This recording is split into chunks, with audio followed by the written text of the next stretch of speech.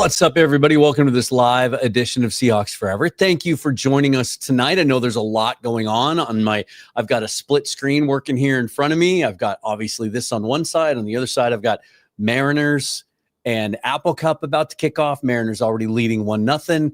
This is our countdown to kickoff, little viewer Q&A, sort of a pre-game day eve hang, where little free flowing. We'll get you caught up on some news, the latest on injury reports, including a surprise addition to the injury report that we need to talk about tonight from the Seahawks. Some roster changes today. We're going to compare how we think these rosters stack up against each other, Seahawks and Saints.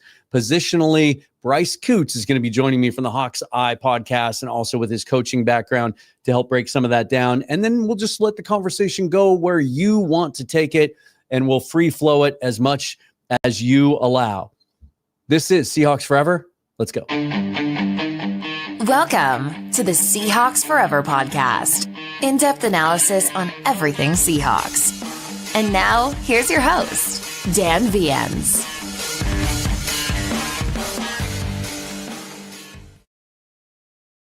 If you've never tried Omaha Steaks, this is the best time to do it. Their red hot sales event, Omaha Steaks, USDA certified, cryo-packed individually, delivered to your door in a cold pack. They've been in business since 1917, and they are a staple in the Viens family and have been since I was a kid. And right now you can get 50% off their most popular variety packs, plus an additional $35 off for being a fan of this program. If you go to omahasteaks.com, use the promo code FOREVER, they're going to give you 50% off plus an additional $35 off. Also want to give a shout out to Matt and Randy Storm, my friends over at Fast Fashion Brewing.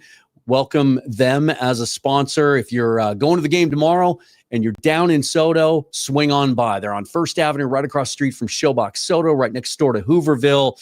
They've got 13, 14, 15 different beer varieties. They are all phenomenal. I recommend the German Pilsner and also give the Rain Man a try. It's a hazy pale named after and created in collaboration with Sonics legend Sean Kemp. So check out the guys at Fast Fashion Brewing. And if Matt is down there, say hello.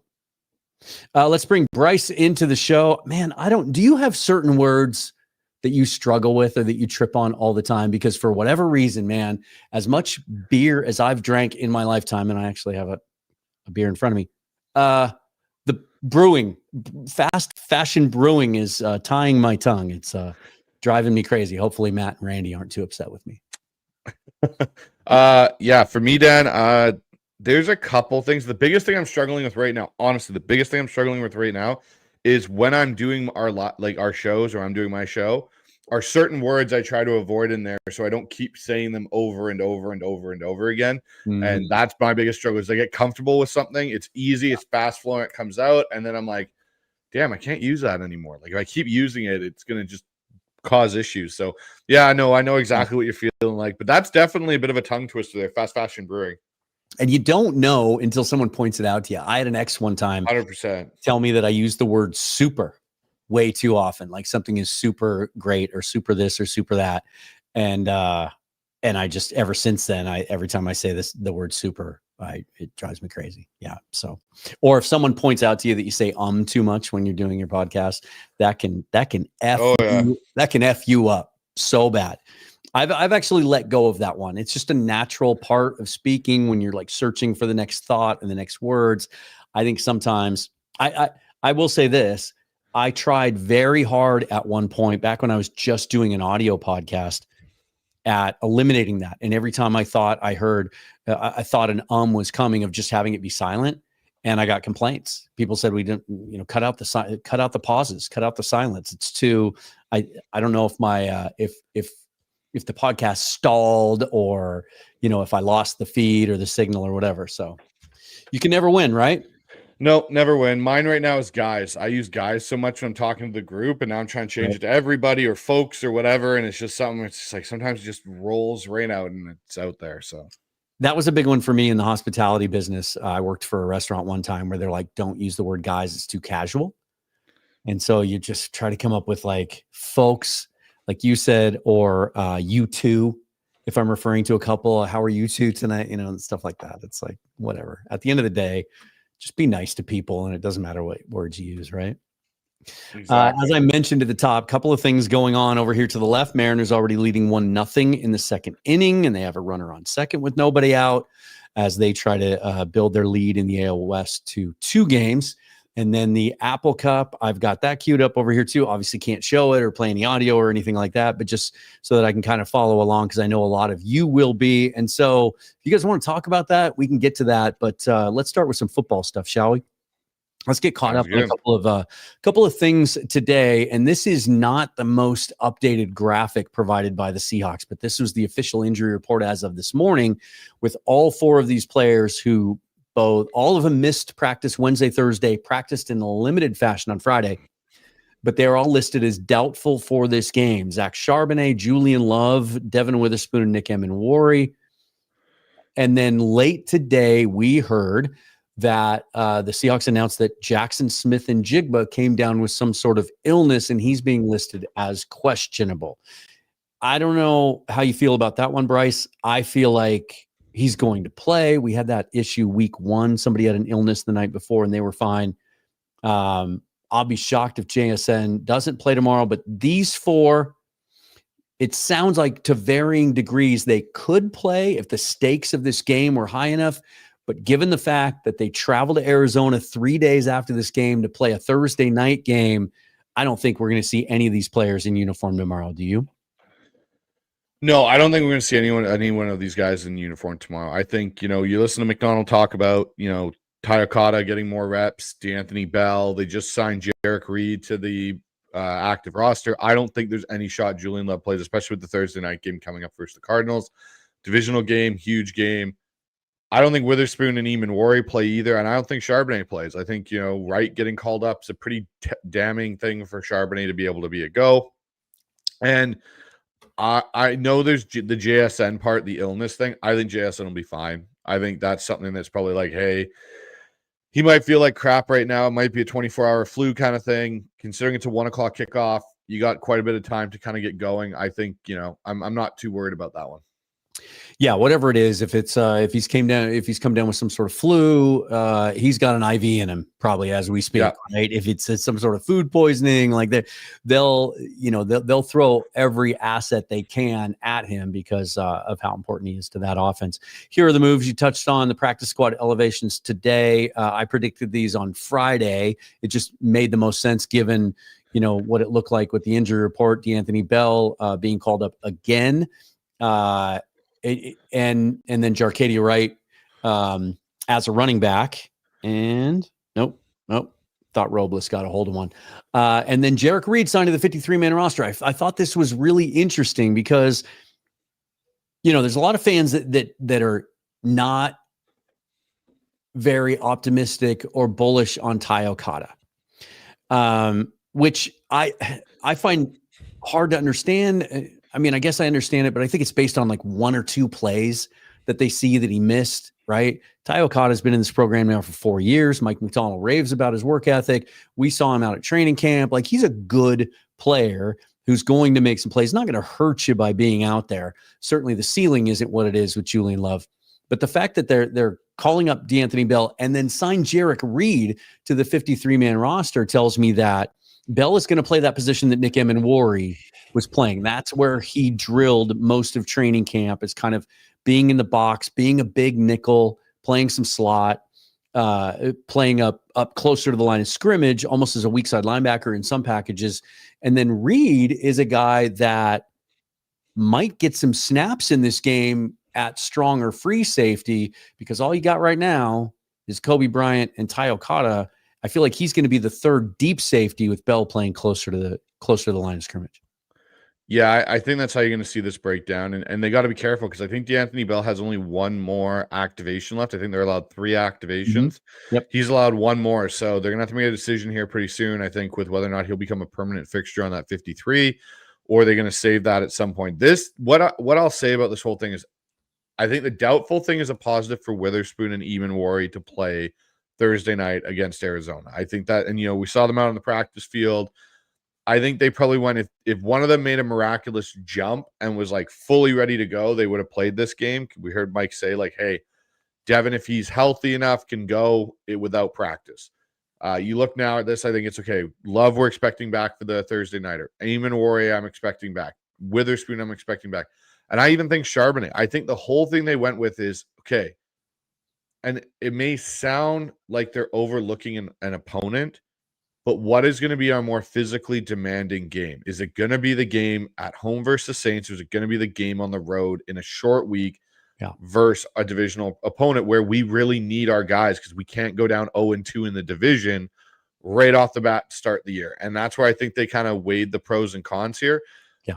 I'm not too worried about Tayakata. Like, I think Tayakata being a free safety now rather than being an in-the-box safety like he was week 1 versus the 49ers, I think puts him more in his comfort zone and his wheelhouse. And again, I think Jarek Reed will get some run too. I think what this may also be the other thing with Jarek Reed, Dan, is you bring him in and sign him to the active 53 for the fact that now you can take either Tayakata potentially or DeAnthony Bell and limit their special teams reps and use him as a special teams guy. Yeah, that was the first thing we heard about him when he was drafted was this guy is a special teams demon. We like his upside as a safety, but special teams, he's probably an NFL player from the get-go. And then we never, haven't really gotten to see the development as a safety because of the ACL and how that set him back. But good to see him. Good to see him get the elevation, make himself a little money, and hopefully get some snaps. On the other side of things, this is what the New Orleans Saints injury report looks like. And for them, the biggest concern is, first of all, Chase Young is out for this game. He is their best pass rusher, and that is a pass rush that has not been good so far this season. We'll get into that a little bit later, but they're 28th in pass rush win rate. Cam Jordan is their other, best guy up front. He's 36 years old now. That's a big loss for them. And then some concerns on the offensive line. Both of their tackles with Talisi Fuaga being questionable. Trevor Penning, who's kind of plays some tackle and guard there, he's questionable as well. And then Dylan Radens, who's been a reserve there, is out. And so we'll have to see how that looks tomorrow morning. And could be some issues there on their offensive line going up against this Seahawks defensive front that has been so good applying pressure to other teams. I want to ask you this. I did a roster comparison by position, right? I'm going to put it up, get your thoughts on it. Did you get a chance to watch the Saints play the Niners, or at least the highlights of that? Yeah, I did. I watched the All-22 on both their Cardinals game and their 49ers game. Good. Nice. I just watched the condensed TV copy of the Niners and Saints a couple hours ago. Just give me I'd be curious to hear your thoughts on Spencer Rattler. I've got some thoughts on him, but by most accounts, not a decent start to the season. Hasn't thrown an interception yet. Had 3 TDs against the 49ers. Your thoughts on him as the quarterback coach that you are? I like what Spencer's doing. He's he doesn't have a lot to work with in a lot of ways. That O-line is really poor. But what I think we're seeing with Spencer Rattler is getting the ball out quick. He's doing the right things. He's making the right reads. Kind of like what we've asked Sam Darnold to do. Get the ball out of his hands as quickly as possible. The problem is that Saints team, to me, there's not enough pieces around to help a quarterback at that level be a guy that, can't, like, you're asking him not to make mistakes. Like, don't turn the ball over. Keep these games as close as possible. Like, you got a good play caller in Kellen Moore. The thing for me, though, is you don't have a defense, in my opinion, that can really hold teams out of the end zone consistently enough. And then when you get down by 2 or 3 scores, now you're trying to play catch-up ball with a guy that you can't really ask, hey, go through multiple progressions, because now we have to go down the field and stretch it vertically more. And it'll be interesting. Like, the thing for me, I'm still trying to figure this out, is I don't look at Spencer Rattler and go, like, okay, this is a solid NFL starter. I understand why you went with him coming out of camp. Like, for Rattler to be in there, Shuck must have been really bad. And that's a really bad look for taking a quarterback who was 26 years old and couldn't beat out a guy that you took in, what was it, the 4th or 5th round the year before? I don't. Hayner was a 5th rounder, and then Tyler Shuck a 2nd round. It went Hayner, was a 5th rounder. Rattler was a 5th rounder. Shuck was a 2nd rounder. They've invested a ton in that position. And it's just, I don't know. I don't know if there's anyone on this roster at their quarterback position. Again, I think we can get after Rattler. Their O-line isn't anything to, really that a fear. You take Kamara out of the game, and given what Mike McDonald's been able to do with 4-man pressure and not having to blitz anybody, I could see him turning that blitz stat up this week and that percentage go up this week because he's playing against a guy. And we know he's so good at simulating that pressure. Mm-hmm. Hey, it looks like this, and all of a sudden someone drops out. Like, he's fooled guys like Aaron Rodgers. I don't think it'd be that hard to fool a guy like Spencer Rattler. Yeah, it was interesting because as the game started out, he made some really nice throws. But as the game went along against the 49ers last week, you can see, and I've always liked Rattler's arm talent. I've always, my comp for him, he reminds me of Baker Mayfield. They're about the same height, right? They kind of spin it the same way, real quick release.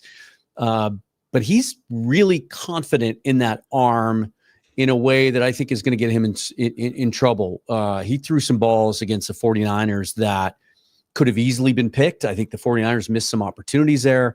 He also had some balls dropped. He had some issues with his receiving core on Sunday. And when you look at Sam Darnold's statistics versus Rattler this year, they're very, very similar in a lot of key metrics. Their time to throw is almost exactly the same. They're within a 1/10 of a second of each other. The turnover worthy plays, though, Rattler's is about twice as bad as Darnold. Darnold's actually top 10 as far as avoiding turnover worthy plays. The big time throw percentage, Darnold's got a little bit of an edge. Rattler takes chances. I feel like there's going to be opportunities in this game to take the ball away. Oh, I agree. And I think, having Kobe Bryant still in that back end, I think is huge. I also think this is an opportunity for a guy like Riq Woolen to get on track a little bit. I feel with Riq, he needs an interception here or there to really start getting himself comfortable. I look at it and I kind of go, this is the game where it's weird, Dan. It gives me the vibes of the 2017 Washington Redskins game where Washington came in here with Kirk Cousins. Big throw at the end. Yeah, and they shouldn't have been in the game. They were so banged up, and somehow we let them hang around. Mm-hmm. Seattle cannot let this team hang around. Yeah, I'm with you. There's a lot of chatter in the comments right now, and I can speak to this. There's a nasty bug going around, says Sean. Space says, my brother and 10 of his employees came down with a version of COVID. I can tell you this. When we drove back from Seattle 2 weeks ago, the day we hit the road, my fiance works in the medical field, so she's exposed to just about everything that's out there, got as sick as I've ever seen her, which made the drive miserable for her. She couldn't kick it for 10 days. It lasted. And then I got sick. Mine only lasted 3 or 4 days, but I got it too. And there's definitely something going around out there. But you know what?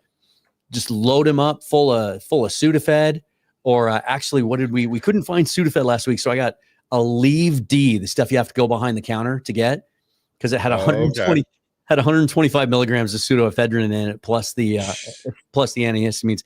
I had the best workout that day of my life.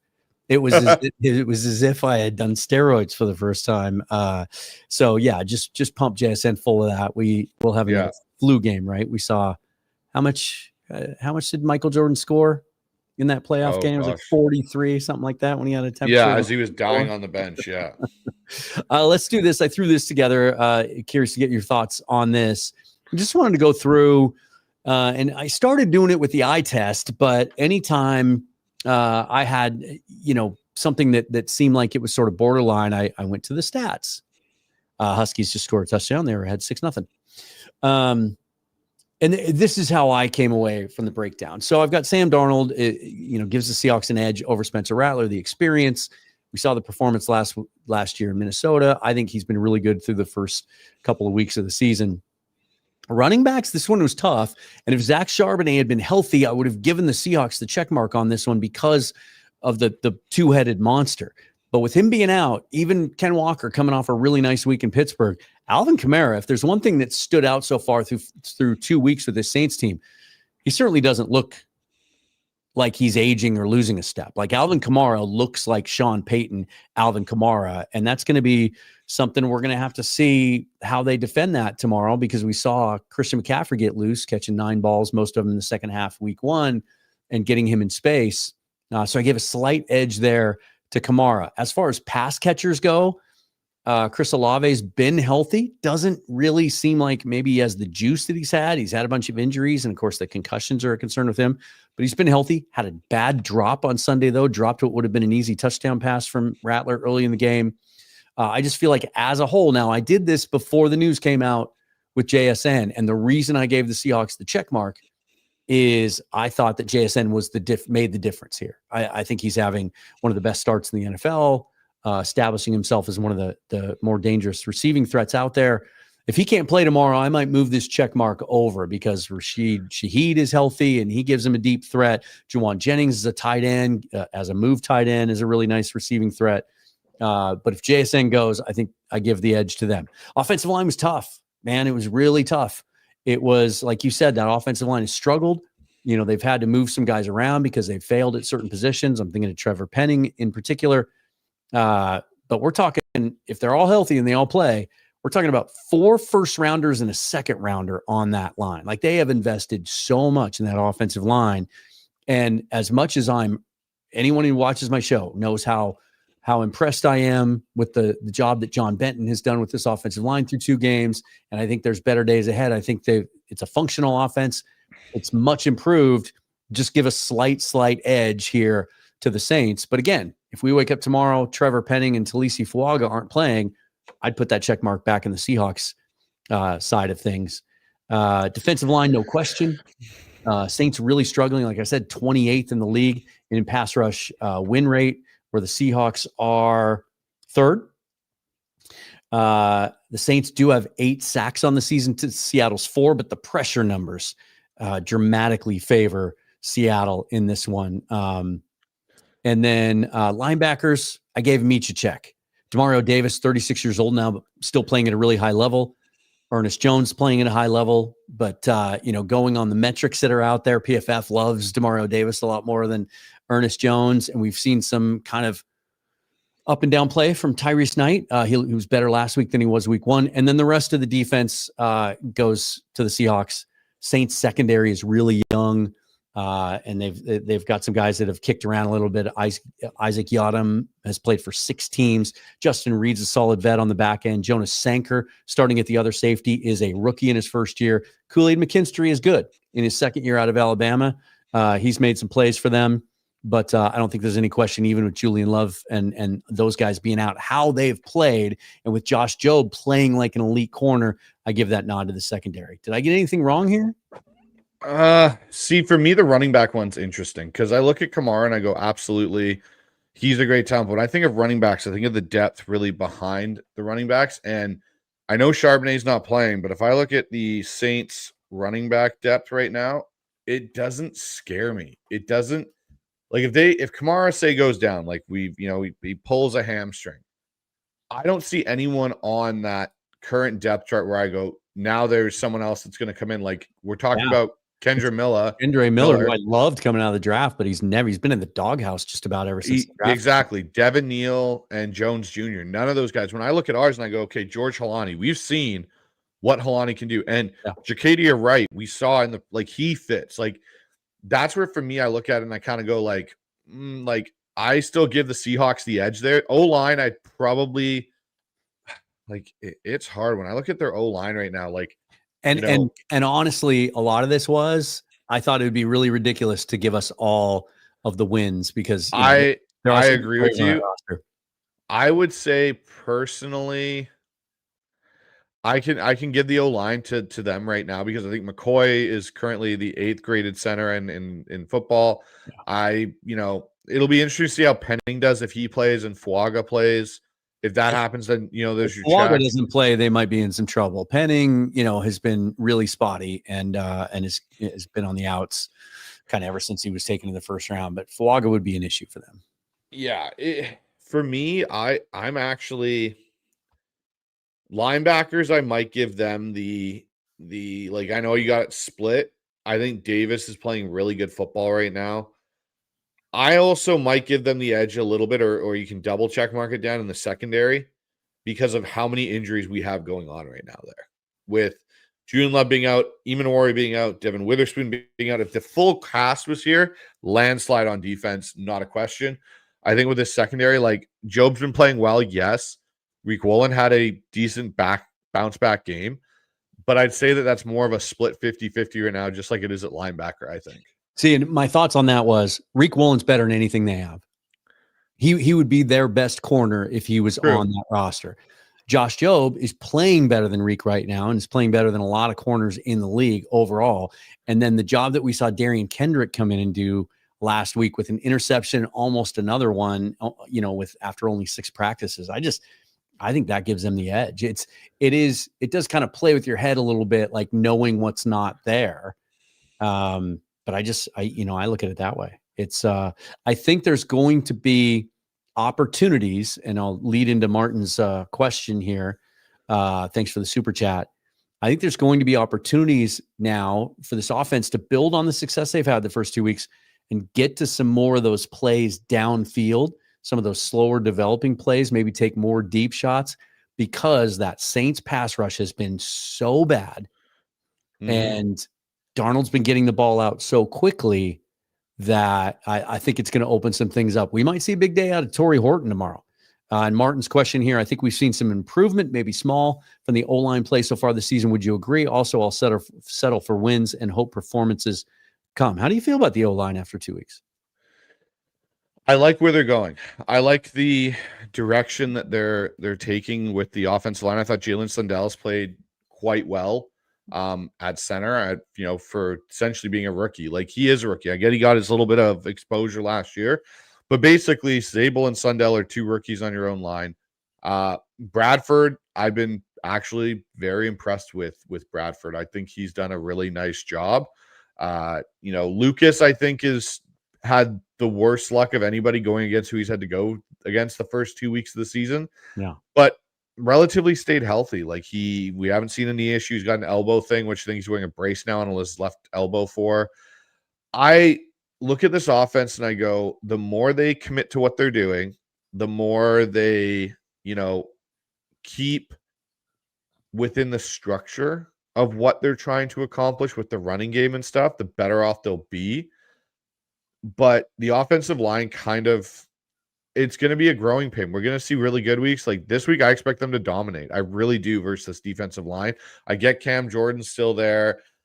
I think they should have their way. Like this, to me, we should see what we saw in that Kansas City preseason game in that first couple drives. We just ran the ball down Kansas City. That's what I want to see. I want to see us just come out and go K9 and just let him loose and see what happens. Run the inside zone, run some of the split gap stuff that they were running.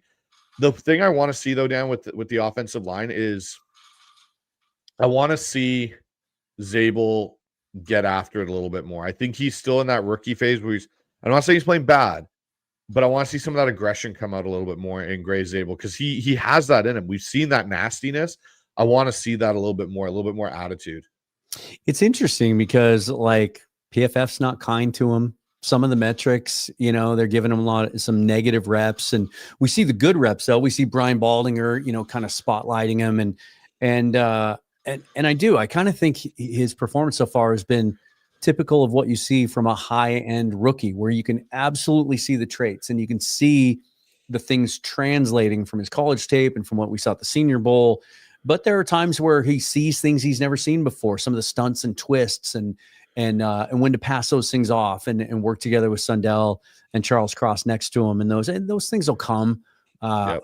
I have seen nothing from Gray Zabel to make me think any differently than I have since he was drafted. And that is, I think this is a perennial Pro Bowl left guard, maybe not necessarily as a rookie, but I think he's a guy that's going to go to Pro Bowl after Pro Bowl, maybe make some all-pro teams. I think he's going to be an outstanding player.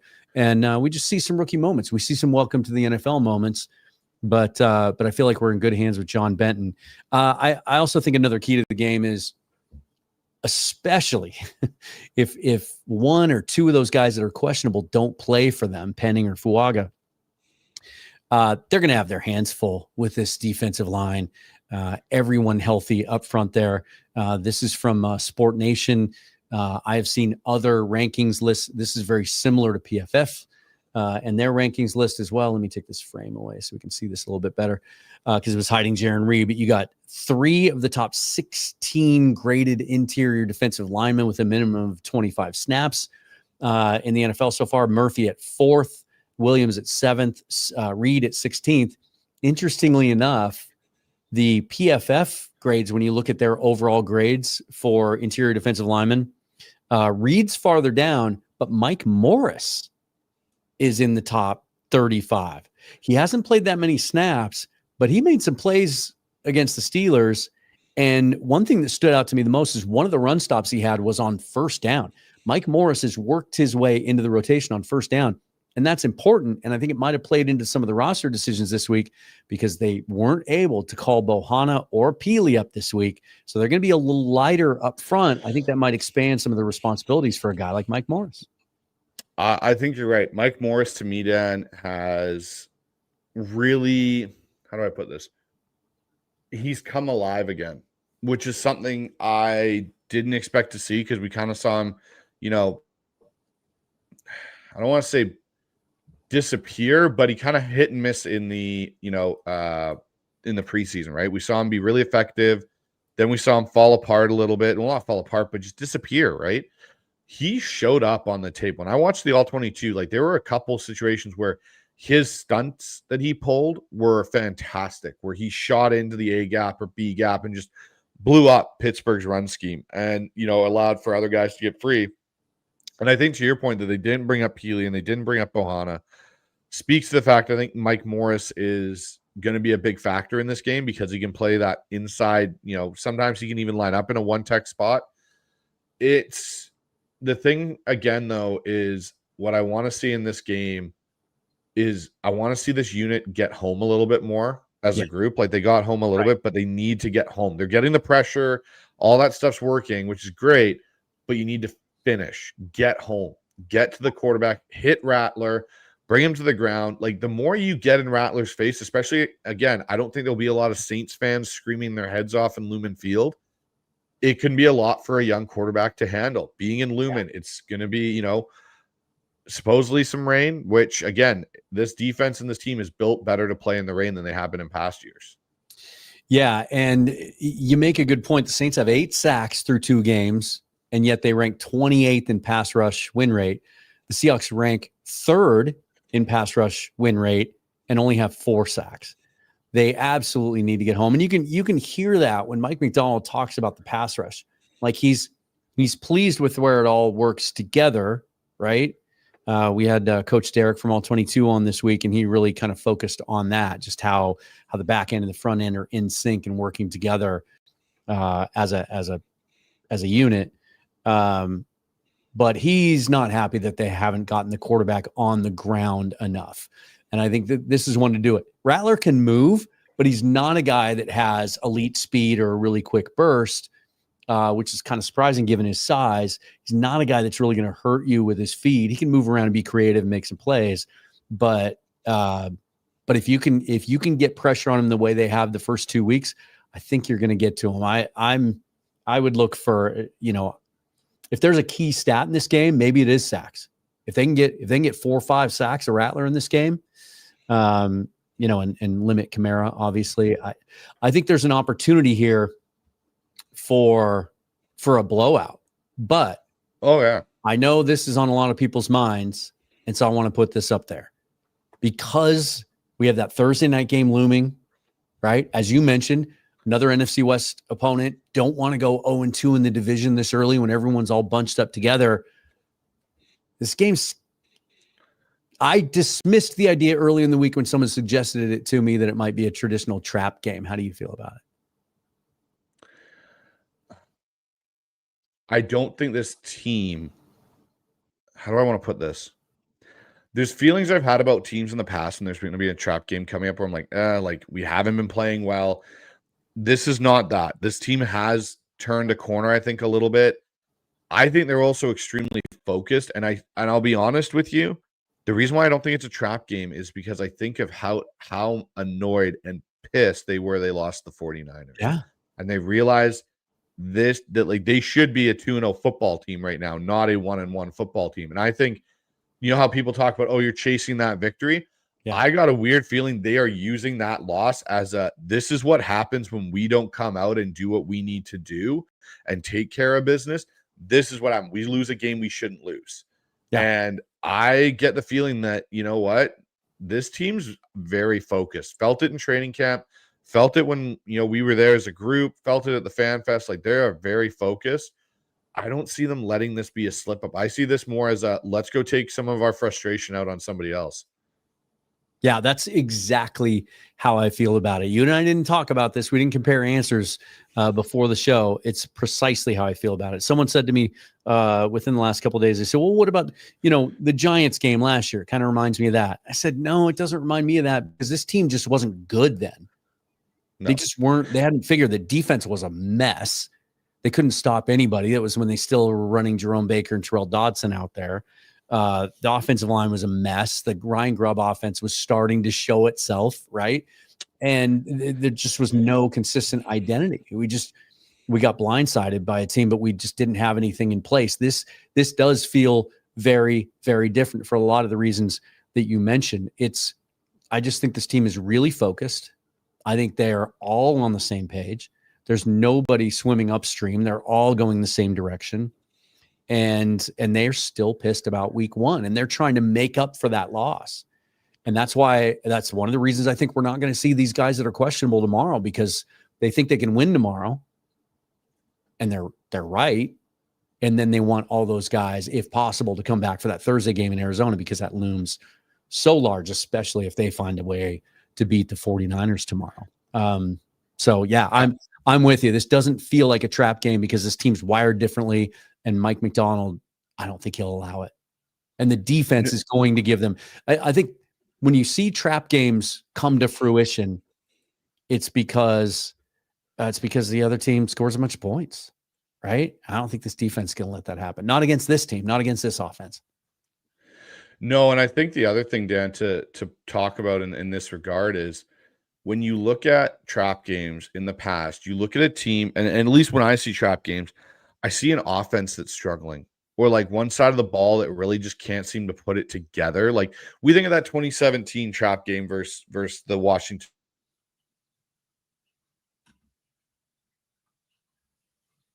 Redskins, where Kirk Cousins came in here. They were so our offense time. And then you look at the defense. That 2017 unit was falling apart. The LOB was falling apart, you know, in a lot of ways at that point. And it just, you let a team come in here that made a few plays. Like you talked about the long ball down the sideline and some of those things. Those seem to be things that were given up. I feel like our trap game, honestly, was game one against the 49ers. It's weird to say that, but you look at how some of those things went the 49ers' ways, that Wollen's lack there of interception in the red zone, the deep ball down the sideline to Ricky Pearsall, where Wollen all of a sudden like basically falls kind of behind, which for a guy that runs that fast shouldn't be happening. Those were the kind of things where I looked at and went, yeah, okay, there's your trap game. That's your trap game for the first couple of weeks of the season. I think they're going to come out and just go to town on the Saints and like I said, take out some frustration that they have on these guys. Yeah, we got one question in here from Hank. He said, didn't Mac Jones get sacked a bunch 3 times last week? Yep. Against the Saints. Yeah, let's see. Let's see if we have any questions here. Oh, Misfit, hope you're feeling okay. Yeah, there's definitely a bug going around. Dayquil works great. I think NFL players probably take something stronger. Do you remember? They're hooked up to an IV.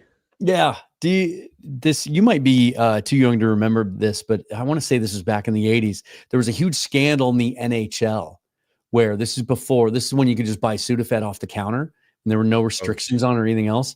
And it was a huge issue. All the teams were doing it. It was so widespread. They were taking Sudafed as uppers during games to get more energy. And one player described it as in the middle of their locker room, they had a giant bowl of Sudafed, like M&Ms. And that's what they were using. Why am I not surprised? But it makes sense too. Because, in hockey, even if you're not sick, your nose is going to be running half the game because you're in a cold environment and everything else. It makes a lot of sense. Martin says, we need to start this game fast and then crush the Saints early. Can't let them hang around and we can end up talking about how we've lost a trap game. I think he makes a good point because when I went back and watched that Steelers game again, it was similar in some ways to week 1 in that there's 3 or 4 game-turning plays that all went the 49ers' way week 1, or else we win that game.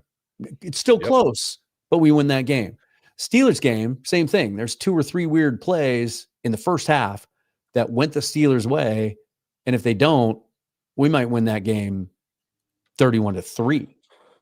Right? No, I feel like this team, we talked about how they're wired differently. I think the thing that was encouraging to me to see how they finished in the fourth quarter against the Steelers wasn't that one of our biggest complaints when Pete was here? He let bad teams hang around. His teams let bad teams hang around throughout most of his tenure here. And then they would rise up and play the good teams tough, but they had trouble putting teams away that they should put away. This is a game, and I know an 0-2 team in the NFL is usually pretty scary.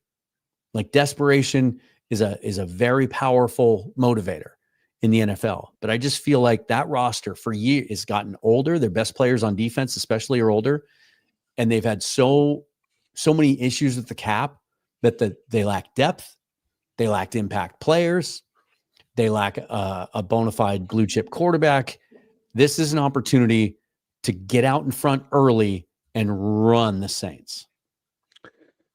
To do that, and this is where I think, for me, the run the Saints theory is great because of how bad and beat up they are. The problem is, to your point, Dan, you're dealing with a team that's going to be in desperation mode. Their next opponent is the Buffalo Bills.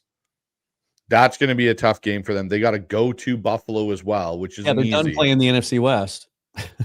Basically, right? Because they just got to play the Rams later on. But they get the Rams. They've got the Bills, they've got the Giants, they've got the Patriots, they got the Bears, they got the Bucks.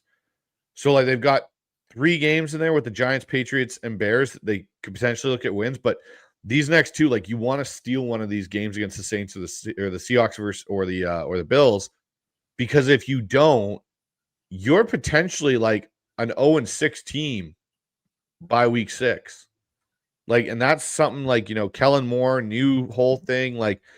That's not a way to build your start of your franchise. So I would expect, I'll put it this way. I could see the Saints come out and the first play of their game be a reverse flea flicker post throw that we're where did that, that's the kind of game I'm expecting the Saints to come out and try and do.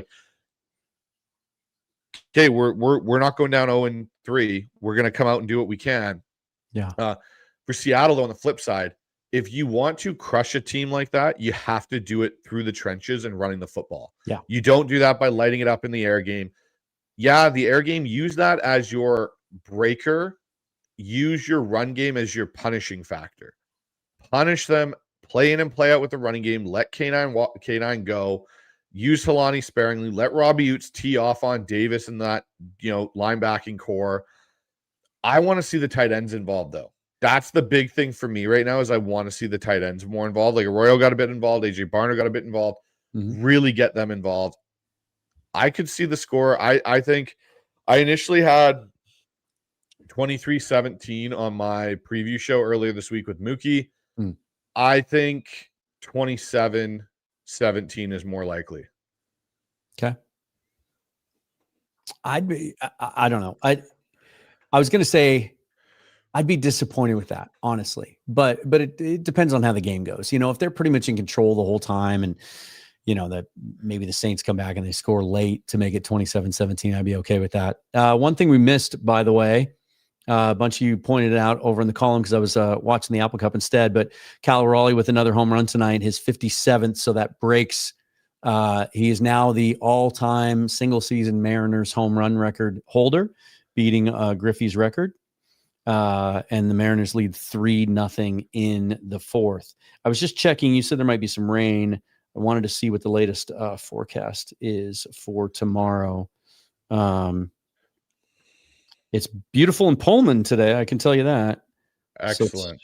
So tomorrow, 68 degrees, Mostly sunny with a chance of rain, basically. Showers in the morning, then partly cloudy in the afternoon, high of 68, winds 10 to 15, so it might be a little blustery.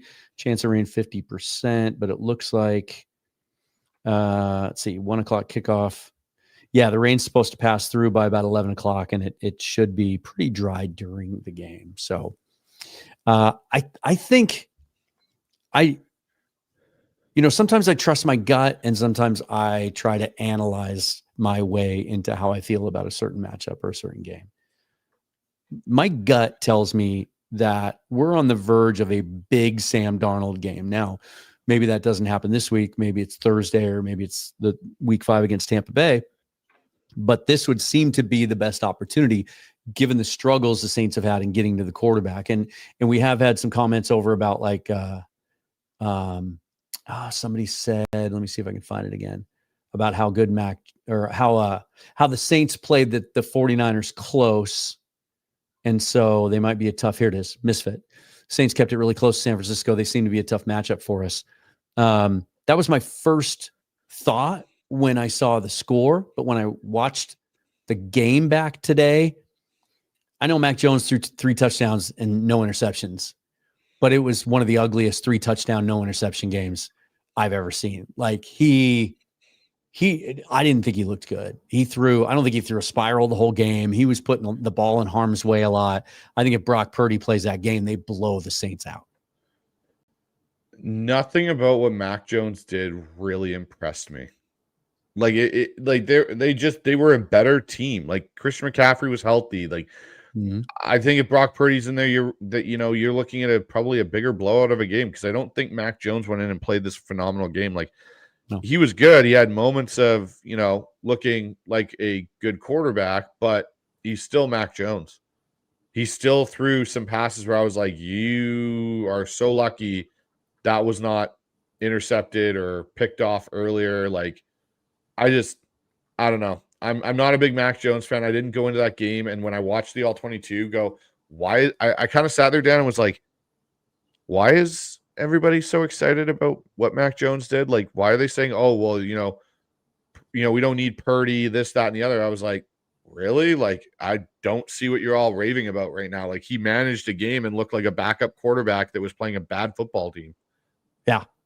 I wanted to talk about how big this weekend is in the NFC West. Johnny A asks here, if the Rams lose tomorrow and the Cards beat the Niners, then we win on Thursday. Are we first in the division? Well, for a minute, but yeah, that Thursday game is part of week 4. And so the other teams would have a chance to play. But yeah, that is why this game is so big. And I think just another reason that I don't see it being a trap game, Mike McDonald's not going to allow them to think that way, because there's a real chance that, the Eagles have only lost one in their last 17 or 18 games. Yeah. The Rams have to travel back there with still some injury questions on their offensive line. And, that should go the Eagles' way. I don't know about what Vegas has it, but I would expect the Eagles to win that game. I've got them picked to win that game. And then the Cardinals and the 49ers play each other. So one team is going to come out of this weekend 3-0. And then if we take care of business, the Rams lose in Philly, then all 3 of the rest of us are 2-1. That's why that game on Thursday is so big. And that's why I don't think they're going to lose focus tomorrow at all. I just don't see it. If Seattle, like I've said for a while right now, my 2 worrisome games for Seattle in the upcoming, 4 weeks are either the Buccaneers or the Jaguars game. And I know everyone looked when I said they'd lose to the Jaguars and thought I was nuts. That Jaguars team's actually not playing too bad. They're football-wise. Trevor Lawrence looks okay in Liam Cohen's system, and they're going to get better. And that's a long trip. That is a long trip from... Speaking of long trips, did you see the Saints came out Thursday? Uh-oh. I think so. Yeah. I think they did. Yeah. I heard that today. I was listening to Fantasy Football Focus on ESPN, and they traveled out here Thursday. That's really odd. Like sometimes we'll see that. That's early. Later in the season, we'll see that sometimes if there's like you'll see teams that are, playing back-to-back teams on the road in warm weather situations. They might stay out there for that. But yeah, to come back 2 days before the game, that seems odd. Let me do this before we get into the rest of this and take more of your questions. Let's let's pause for a moment and a little message about the Sleeper app. Hold on. Here we go. Be right back. Well, I know at least 30 of you are familiar with the Sleeper app because we are all in it together in the Seahawks Forever Pick'em League, but it can do so much more than that. So let me tell those of you who aren't familiar with it why this is the #1 fastest growing sports app out there. You can do picks like we're doing. You can also get into fantasy football leagues, traditional format, and best ball, daily fantasy sports, and games of skill. And you can make picks. Here's a couple examples of what I've got going this week. In the Seahawk game, I've got Sam Darnold over 220.5 passing yards. That Saints defense, they haven't been able to put pressure on opposing quarterbacks yet. I think that'll work in the Seahawks' favor. And then Ken Walker, we know Zach Charbonnet's probably not going to go tomorrow. So Walker will be the featured back with George Halani as his backup. I like the momentum carrying over from the Steelers game, over 76.5 yards. And then shout out to Geno Smith, our old friend, over 239.5 passing yards against Washington. The Commanders will be playing without Jaden Daniels. I like the aggressiveness Chip Kelly has shown with Geno Smith attacking deep down the field. I think that's a pretty easy pick on my part. If you sign up for the app today, they're going to match your first deposit up to $100, 100%. Terms and conditions apply, legal in 25 states, but all the other games are legal everywhere. Again, that's 100% match up to $100 on your first deposit. Check out the Sleeper app today. I feel like this is the weekend things turn for me. I'm 25-7 in my picks for the first 2 weeks. That is not normal. That is not. I still have to jump in on that, Dan. I haven't got in on that yet. I got to get in on that league. Yeah, get in, and then we can just kind of track it from when you got in there. I played the first week before everybody else signed up. I'm going to see if those guys can back me out of that so that we're on an even playing field. But one of the guys in the league got 15 out of 16 games right last week. One of the Joshes got 15 out of 16. So wow, outstanding job for them. Just to update you on other things, if you're watching us instead of keeping track of other things, the Mariners in the 4th inning now lead 3-0. And the Huskies are up 14-0. Go Dogs, bow down. You know, I don't want to get too deep into this. Oh, and George Kirby just struck out Jose Altuve. He's not happy about it. Of course he's not. So Kirby pitching a shutout through 4 innings. Also, good news today on Brian Wu. He has mild inflammation in his right pec.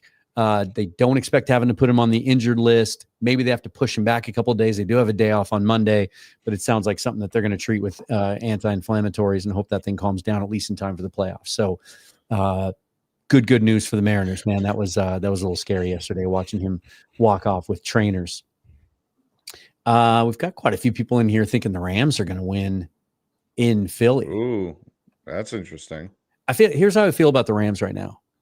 Like, first of all, they've got some offensive line issues that they need to get straightened out. Like, they've got some guys that are banged up and they need to get everybody healthy. But, you know, all the consternation about Matt Stafford's back injury and those kinds of injuries, like that could come back at any time. One hit, or you go to bed feeling okay after a game, you wake up the next day, everything's all screwed up. Those herniated discs are nothing to sneeze at, but he can still spin it, and the arm is healthy. And the way that they're involving Devontae Adams and Puka Nacua together has been pretty remarkable. But it still feels like a team where they really only have one way to win. Like, yes. I haven't seen that running attack from Kyron Williams that's been intimidating. Maybe some of that's tied to some of the injuries and the shuffling they've had to do up front. But it feels like Stafford to Puka and Adams is really kind of the only way they can beat you right now. And then obviously applying some pressure with that good young defensive front. But it's be a good test for them. I don't put it past them. I don't think it's a given that Philly wins that game. It's just until the Eagles show us they can lose, I don't expect them to. Like, that's just how my thing with Philly is they can beat you in different ways. They can beat you with their run game, right? We've seen it tush push excluded from that, but Barkley and that group and Jalen Hurts being a part of that. Yeah. And then the other part of it I look at is I go like, okay, you want to shut that down and commit everything there. They still have AJ Brown. They still have Devon Smith. Like, they still have a lot of weapons. And I think their D-line is going to cause Stafford headaches tomorrow. because it's such a good unit. Stafford's, I don't know how long he holds up from getting smacked around, and that I think is going to be a really interesting kind of matchup, is how much they get out of Matthew Stafford before he has to tap out because of an injury to his back. Yeah. By the way, Amy, thanks for bringing this up. Actually, Daddy Dennis mentioned it first, but congratulations to Bryce on hitting 1,000 subscribers. Yes, thank you.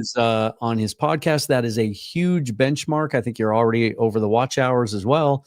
So that's such a big deal for anyone who has a YouTube channel. He can monetize now, and just opens up a lot of doors and things that you're allowed to do. So very, very cool. Congratulations on that. That was fast. Amy, I agree with you. That's thanks to all of you guys. Thanks to you, Dan, and Brandon Kane and Mookie and everyone that's out there that was so great in helping once I left my prior show on the Hawk Zone and started the Hawk side to support it and help push it out there. I really appreciate everybody in that regard. Thank you so much. TR Pierce asks about joining the Pick'em League. I'll put the link back down in the description, and I'll get that out there so you can hop in and then at least play on a week-to-week basis and check that out. Yeah, Daddy Dennis also says Philly is going to roll the Rams. How do you see the Cardinals 49ers game going? I have the Cardinals winning, Dan. I really do.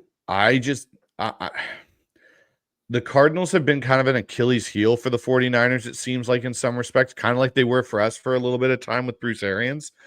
And I could really see it where all of a sudden we're talking about the fact that the Cardinals stole a victory, and we're going, how did they do that? How did they beat the 49ers, in I think it's in Santa Clara, or is it in, like he stole one, and kind of be like, how did that happen? Well, Kyler Murray ran around a bunch. Like, that's how I think it'll happen. It'll happen with a Kyler Murray run around, break some big plays for him that way. And I know we both have our reservations about Kyler, but yeah, I get this feeling. You talk about a trap game, that to me feels like a trap game for the 49ers. There's two things that I look at with this game. Well, three, I guess, because I do think, and how I feel about Kyler, I think Robert Saleh is going to have a great plan. And that defense is better early in the season than I thought it was going to be. Like Brian Baldinger talked about it this week, but he's resurrected Bryce Huff. That whatever they tried to do with Huff with the Eagles just didn't work. They tried to get him to be something he's not, and be like a two-way edge player. He's a pass rusher, and that's what Saul is doing, is just letting him get after the passer, and he looks like the Bryce Huff that blew up and got the big contract a couple of years ago. If Brock Purdy was playing in this game, I would predict a blowout, because that Cardinals secondary is so beat up. They lost 2 starters before the season even started. They had 3 guys carried off last week. One was Garrett Williams, their outstanding slot corners, on IR. Max Melton is questionable, and Will Johnson's doubtful. I think at home, Mac Jones a second week in a sense. We might see Brock Purdy tomorrow. I just think that defense is going to be too much for them. And I just don't think, I love Trey McBride, but I think Marvin Harrison is limited in what he can do. He's not an explosive player. He's not a take the top off the defense type player. It shocks me that they haven't gone out and gotten a complementary piece to go along with him the last couple of years. I just think they're kind of one-dimensional. And even the running game, I don't know what to make of that. Like Trey Benson seems like maybe he's the guy that's been more effective than James Conner lately. I find it hard. I think the Cardinals are going to be 2-2 in a couple of weeks. I really do. I'm just not high on them. They're getting absolutely 0 out of their first round pick last year, Darius Robinson. He has 0 pressures and 0 run stops through 2 games. Josh Sweat was a nice signing, but I think they struggle to get pass rush elsewhere. They have to blitz a lot. That leaves opportunities for big plays. Kyle Shanahan, it's a tough task for them, I think. It is. I don't know if Brock Purdy, if he does play, how effective he's going to be, because one thing that helps Purdy is his ability to escape. And if he's still dealing with some of those injuries, I think it could be quite the challenge for him to, be effective that way, because I know the Cardinals are missing some guys, obviously, on their D-line to pass rush, but I like this one. I don't know. I get a weird feeling that the Cards somehow pull it out, Dan, that they somehow find a way. And I don't think it's going to be a very explosive game. I think it could be like a 2017 game, and it's someone kicks a game-winning field goal at the end to win it. All right, I can see that. Just a couple of clarity, because I see some discussion over in the comments. Everything is on the Sleeper app. 90% of everything available on the Sleeper app is free in every state. It's just they do have some pay-to-play games on there. Those are obviously subject to state laws. 25 of them allow it, but you can do our Pick'em League. You can play fantasy football. I played in the 12 Talk Best Ball League last year, even though I was in Washington and there's no online gambling allowed there. So you can do everything except for that. Let's see. Ooh, this is interesting. I think someone brought this up last week too. Howard asked, do you guys think a Tyreek Hill can solve some of the problem for Arizona? I'm shocked that we're not hearing, when they talk about potential landing spots for Hill, and this could be complicated by some of the domestic violence accusations and other things that might cause some teams to steer clear at the moment. But we hear back to Kansas City, and then Pittsburgh, I think, is the other team that we've heard kind of attached to them, right? We don't hear the Cardinals, but that to me makes all the sense in the world. I think their cap space I think they're in good shape with cap space. I think his contract actually is it's not prohibitive to trade for it anyway, the way it's structured. That would make you put Tyreek Hill next to Marvin Harrison and Trey McBride. Now I think you're stressing defenses in a way that they just can't do right now. I think that's a very interesting way to help the Cardinals offense, because of the fact, Dan, that we know Kyler Murray does not throw the ball in the middle of the field well. Like, that's Marvin Harrison's problem there currently. He likes to stretch the ball outside. Part of it's the same reason we saw with Russ, right? Like, Russ didn't want to throw in the middle. So what do teams do? They play too high and they take away the outside. But the thing Kyler still has going for him is his legs. Yeah. And that's where I could see it very much being a situation where, okay, we're going to, get a Tyreek Hill, and now we're going to stress you because you can't just play too high, because then if Kyler gets out, Marvin can run in the middle. Right now, they don't, in my opinion, have a true field stretcher. They have Trey McBride who can do it in the seams a little bit, but I mean a guy that's like, safeties are now lining up at 12, and they're getting back to 17 too high because they're terrified Tyreek Hill's going to, and Kyler can throw it deep. It's the baggage is the one thing I always wonder with that. Like, right. Is that the reason why teams are hesitant to do it? Yeah. Yeah, but even if that becomes an issue, he's not going to get suspended or anything until next year. We see how long those processes do. If your intent is just to kind of get him as a rental, help you win this year and then figure it out in the offseason, that would make some sense, I think. Let me ask you this: with your coaching eye, when you were watching the Saints play, what do you think of? Give me your thoughts on Kellen Moore's offense. Ooh, that's a good one. Kellen Moore's offense, to me, like, what's it based in? What is it? Is it Shanahan Kubiak stuff, or is it West Coast, or which they're related? It's what I like to call a multiple front. So he's got some Chris Peterson in there from college. Mm-hmm. He's got some Mike McCarthy as well. You can see a little bit of the Mike McCarthy kind of stuff coming out. For what I would say, Kellen Moore's offense is it is a rhythm throwing offense, for one. That's what he grew up in. That's what he likes. But the run game's the most interesting factor to me, because some people may not like what I'm about to say. Kellen's Moore offense to me is more of what I thought Ryan Grubb's offense would look like. Because of Kellen's background in college, you can see some of the run scheme coming from the college game and him using it in the NFL. But what you're seeing is him adapting it to the NFL, where Ryan Grubb never did adapt it to the NFL. And I think that's where you see Kellen's background as a quarterback come out. Like, about Kellen Moore, he's got answers for his quarterbacks. He's got checkdowns. He's got things to get. And you're seeing it with Spencer Rattler so far. He doesn't put them in a situation where you have to be perfect. It's okay, 1, 2, 3. I go through my first progression, second, and there's my check down, and I can get it out. That's what I really like about Kellen Moore so far. I've told this story, so some people have heard it, but I'll tell it again because I think it's appropriate. So back in my broadcasting days, my first 4 years, I spent in the Tri-Cities in Washington at the CBS station in Pasco, KEPR, as a sports director. And back then, the most dominant football program in the state at any level were the Prosser Mustangs in 2A. And their head coach was Tom Moore for 20 years.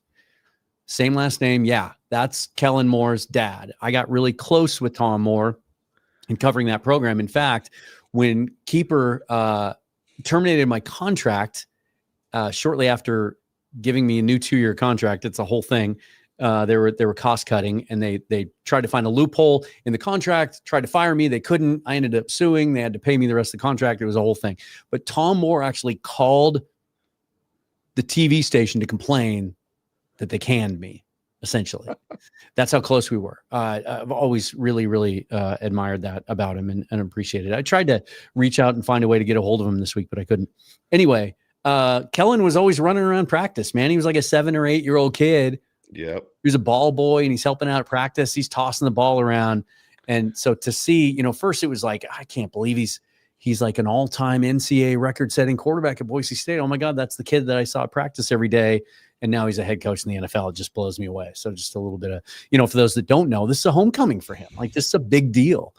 And I'm sure Tom and the whole family and everybody else will be out there.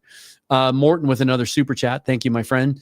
Do you think Horton's snaps on special teams will be reduced if JSN can't go, because they'll need him more as a receiver? I don't know. Do we even know who the backup punt returner is? It would have been Cody White, but he's not going to be available this Sunday. I don't think it's going to be Jake Bobo again.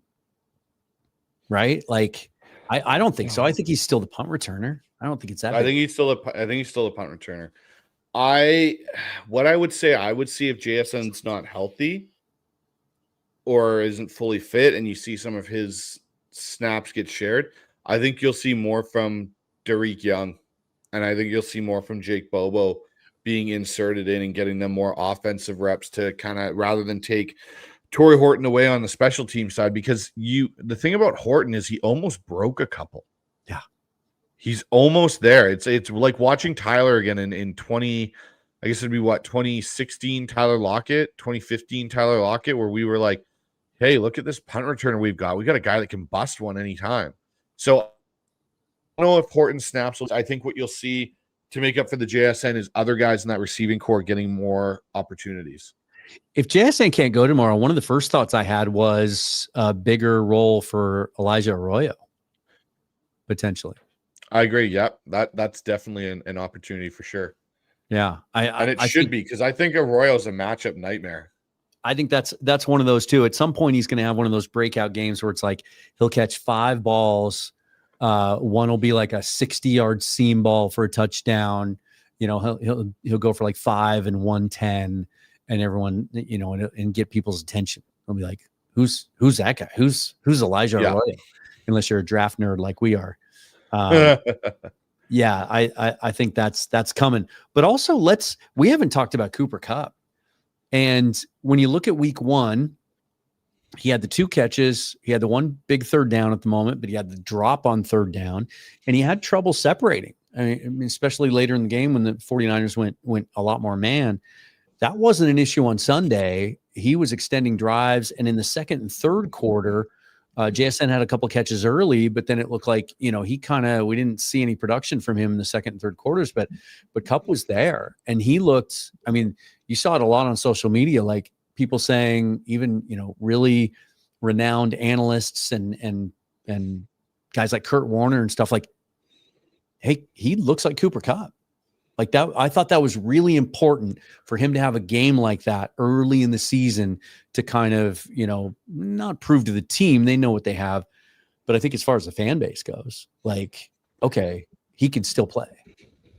I totally agree with you. I really think, Dan, that was a great thing for the offense. It was a great thing for Sam Darnold, for Clint Kubiak to see Cooper Kupp do what Cooper Kupp does. And I think for the fan base too. The thing for me, and this is what I really appreciated in this game against Pittsburgh, was the amount of time I saw the quick play action fake on a lead or inside zone, and the linebackers come up, and there's Cooper Kupp right in behind, and you just see Sam just literally hit the back step, let the ball go, and it's whistling by a linebacker's head, and all of a sudden, bang, it's in Cooper Kupp's hand, and Cooper Kupp still knows what to do with it. Cooper Kupp has never been a deep threat. Cooper Kupp has never been a guy that, is going to go out and physically just muscle somebody for the ball or any of those things. Like, he can do it, but it's not his forte. His forte is understanding where you have holes in your defense, where the QB's progression is based off their pre-snap, and how to just go sit in those windows and be there. Cooper Kupp had yak. He got the ball and he'd go for 5 extra yards, 6 extra yards and get yak. And that was the one thing I got to be honest, that when I look at the replacement, a lot of people go, oh, Cooper Kupp's helping to replace the DK. No, he's replacing the Tyler factor. That's how I always looked at the Cooper Kupp signing, was this is a guy replacing Tyler's production and increasing what the Tyler role should be.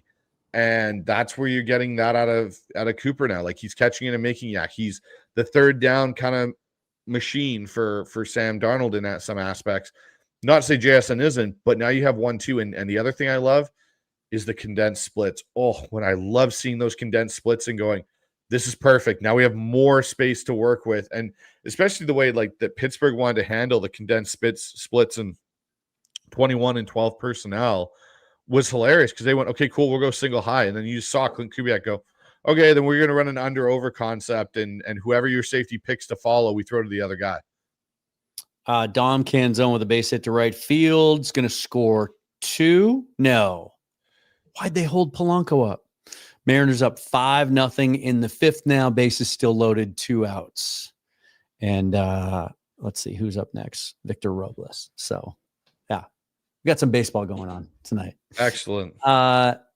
Great point for Mookie there. I think we all felt like the run game was going to be there at some point. We've seen the signs of that. But for this offense to really reach their ceiling, like, we got to get to those explosive plays, got to be able to beat teams downfield. And you and I talked about that in the Hawks Film Lab this week. If you guys want to check that out, become a YouTube Pro Bowl or higher member, or over on Patreon.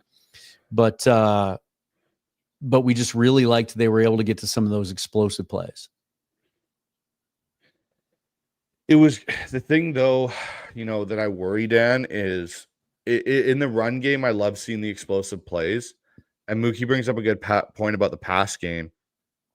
I feel, and it's going to sound really weird right now, I feel more consistency in our passing game than I do in our run game. Oh, the consistency's there. And it's especially, you and I have talked about this with how well Sam is living in the middle of the field. Like, he's just making teams pay, and he's really comfortable throwing in the middle of the field. The consistency's been there, but I think it's because he's getting the ball out so damn quick. Yeah. And at some point, teams are going to adjust, are going to do some things that are going to make him go to his second or third read.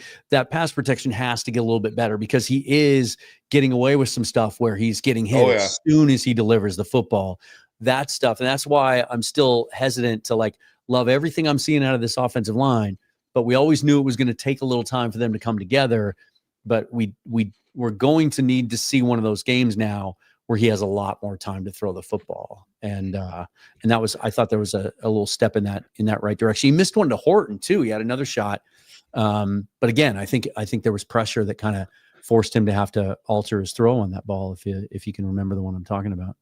Yeah, I do remember the one you're talking about. The thing for me with Sam, and this is where I really like it, is my favorite pass play they ran in that entire game was AJ Bond down. And it wasn't this amazing schemed up player or anything, but it was an under center, 3-step rhythm, Y stick.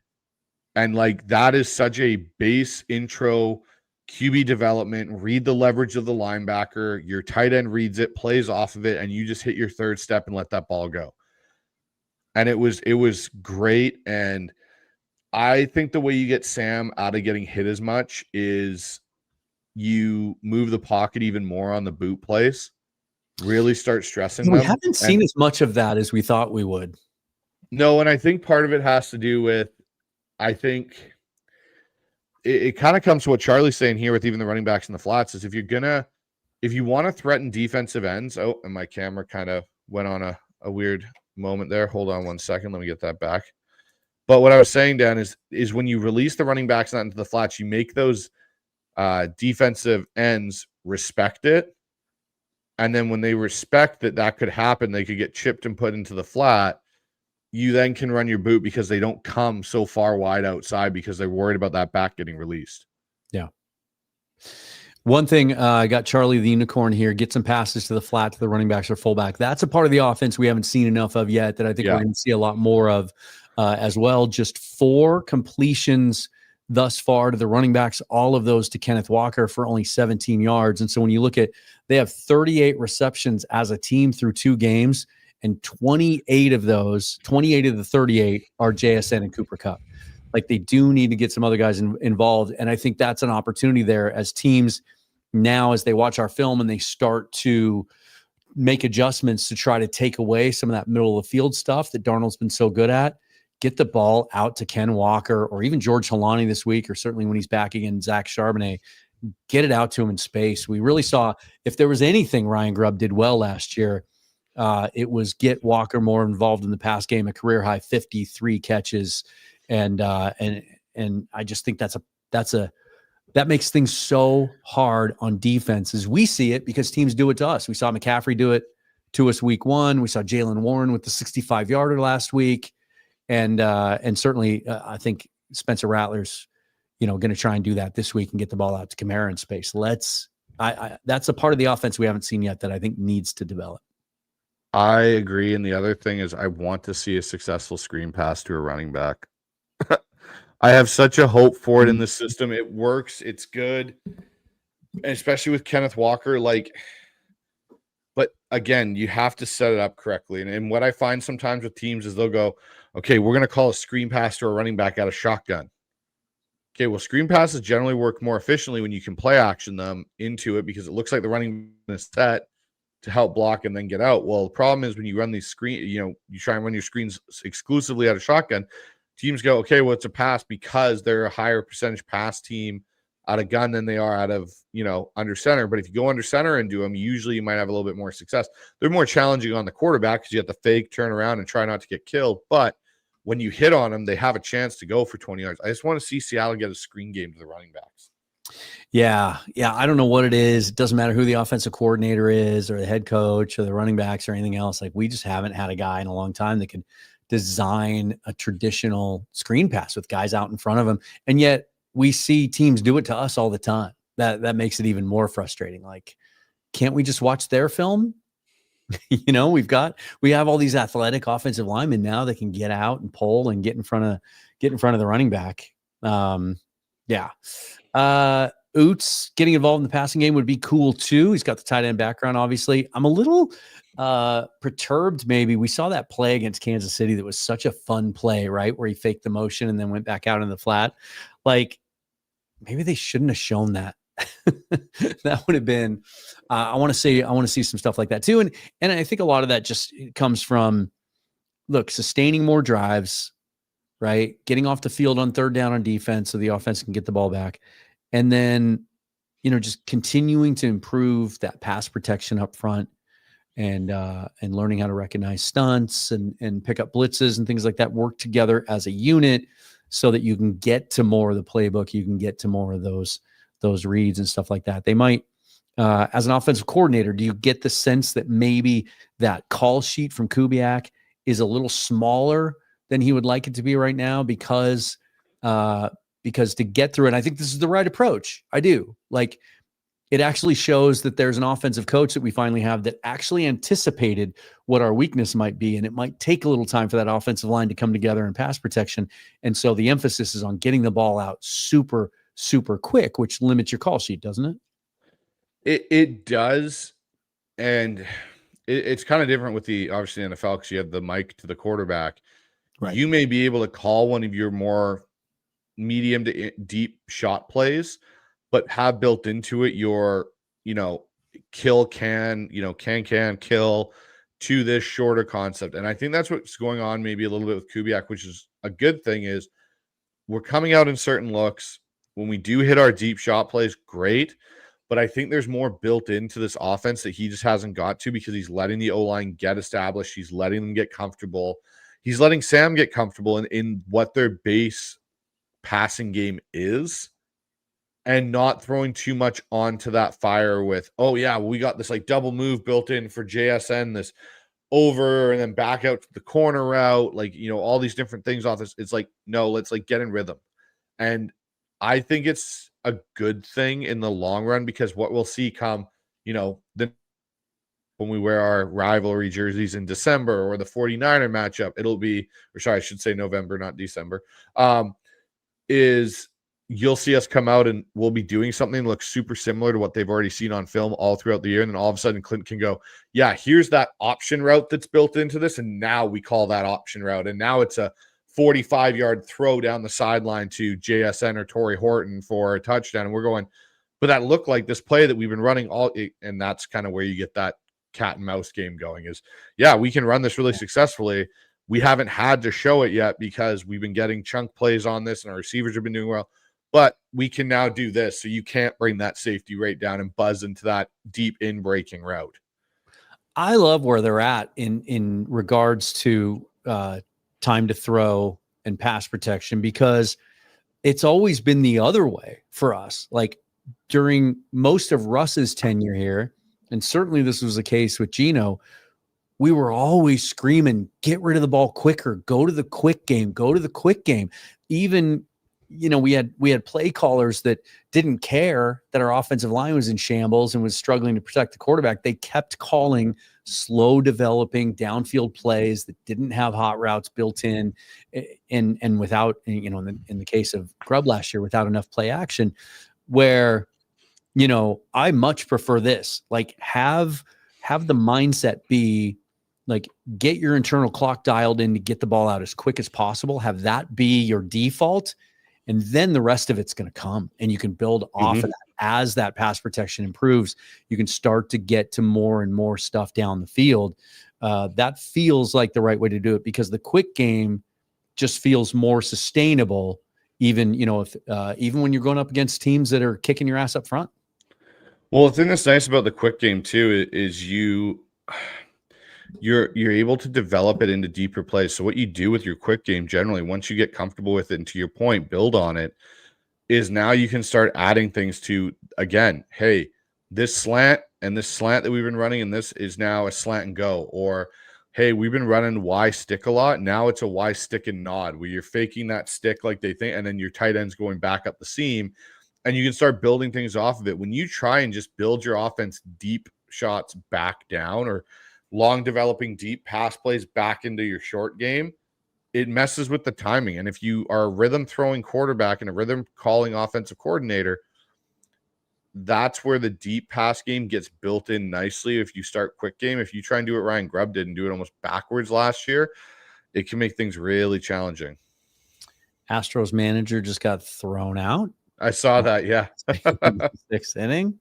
Things are falling apart in Houston. Howard asks, a little off topic, any trade deadline idea to improve this team?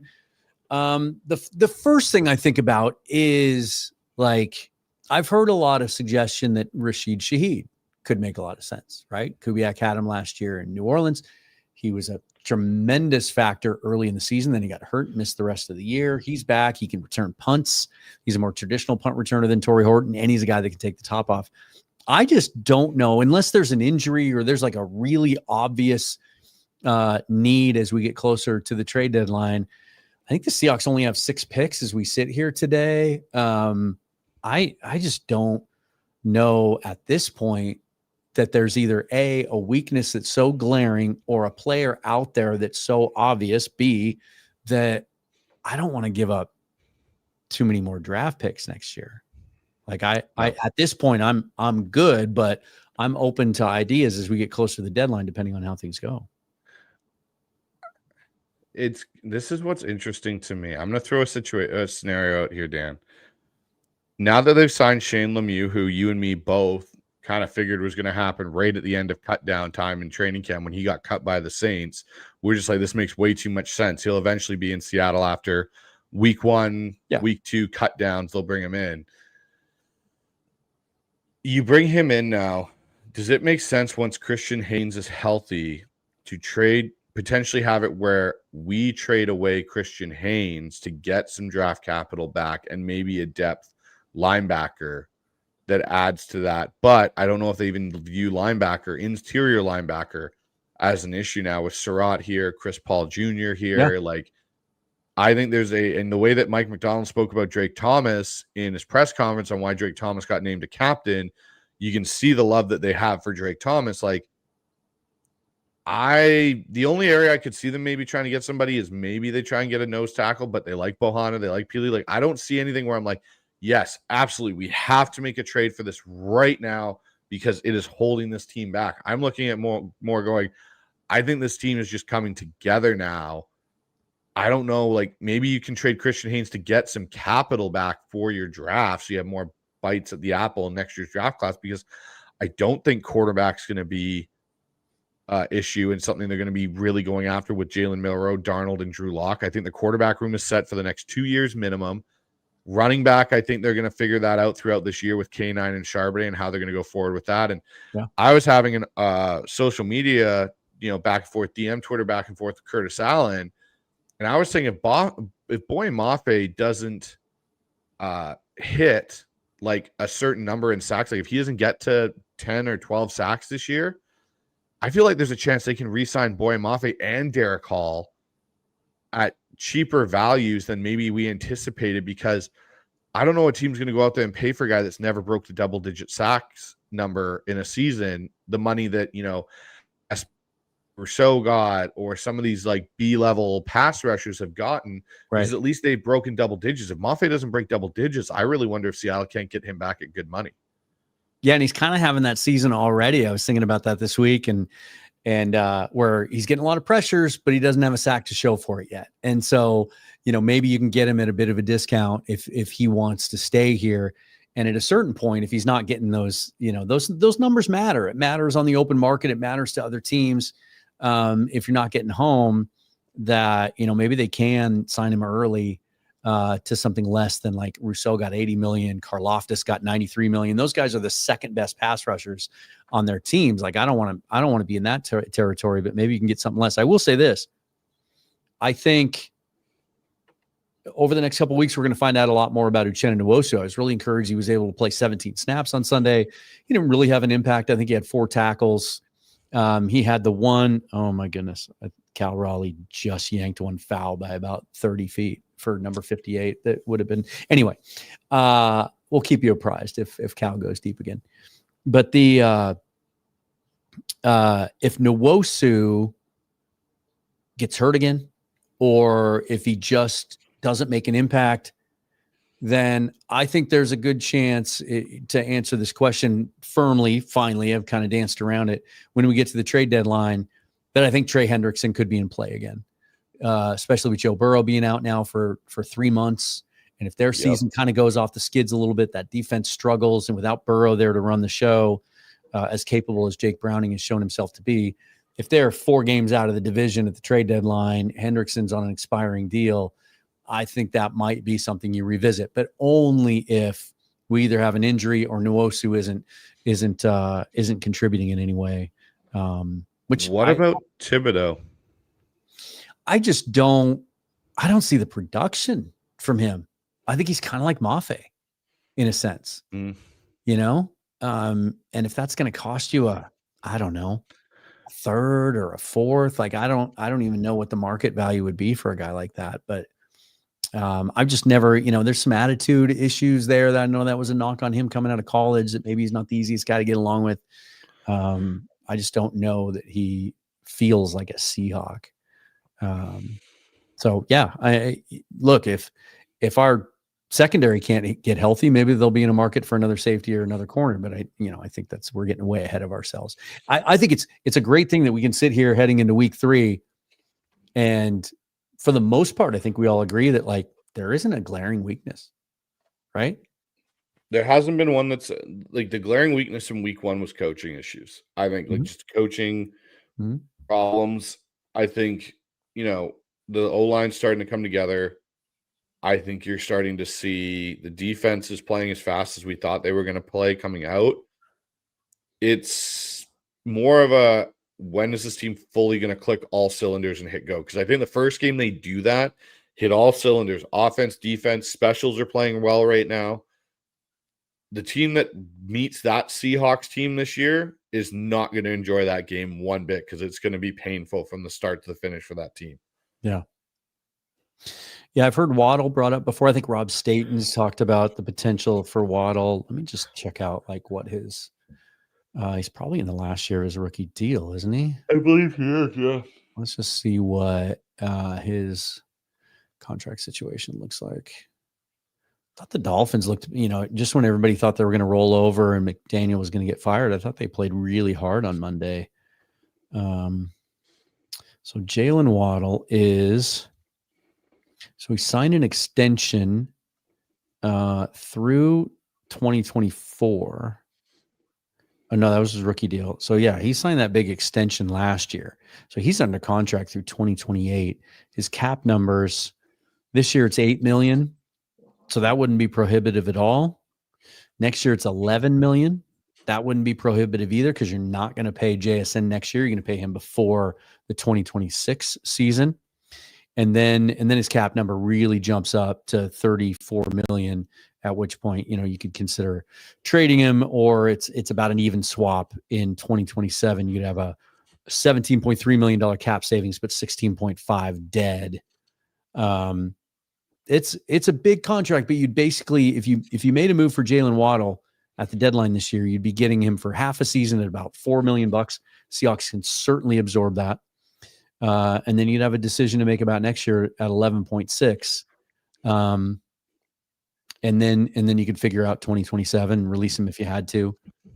It's interesting. He would provide something a little bit different than what they have, right? He's a little bit he's a slot only guy, a little smaller. He's 5'10", 180, 185, quick, shifty, sure hands.